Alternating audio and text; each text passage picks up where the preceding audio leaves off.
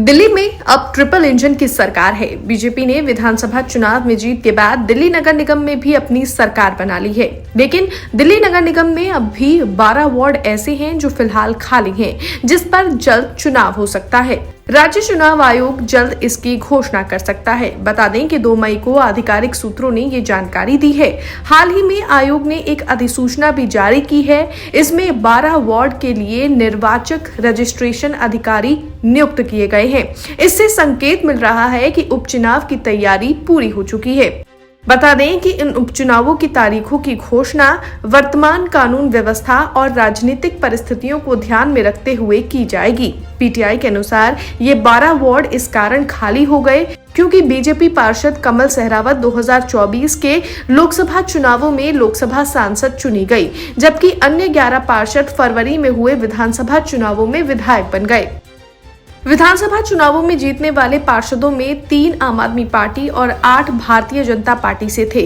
BJP की रेखा गुप्ता, जो शालीमार बाग B ward से पार्षद थीं, विधायक बनने के बाद अब दिल्ली की मुख्यमंत्री बन चुकी हैं।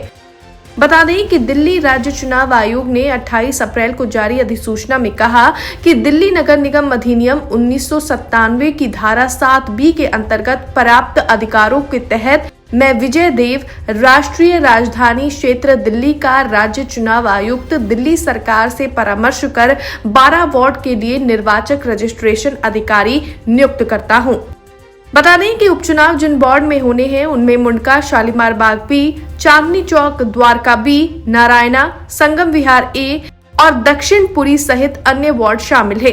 गौरतलब है कि दिसंबर 2022 में हुए नगर निगम चुनावों में आम आदमी पार्टी ने 134 वार्ड में जीत हासिल कर नगर निगम में सत्ता प्राप्त की थी और बीजेपी के 15 साल के वर्चस्व को खत्म किया था। बीजेपी को 104 वार्डों में जीत मिली थी। हालांकि हाल ही में हुए महापौर चुनाव में बीजेपी ने आम आदमी पार्टी को पछाड़ते हुए महापौर और उप महापौर दोनों पदों पर कब्जा जमाया। आम आदमी पार्टी ने इस चुनाव का बहिष्कार किया था। खासकर पिछले कुछ महीनों में कई पार्षदों के पाला बदलने के चलते उसे झटका लगा था।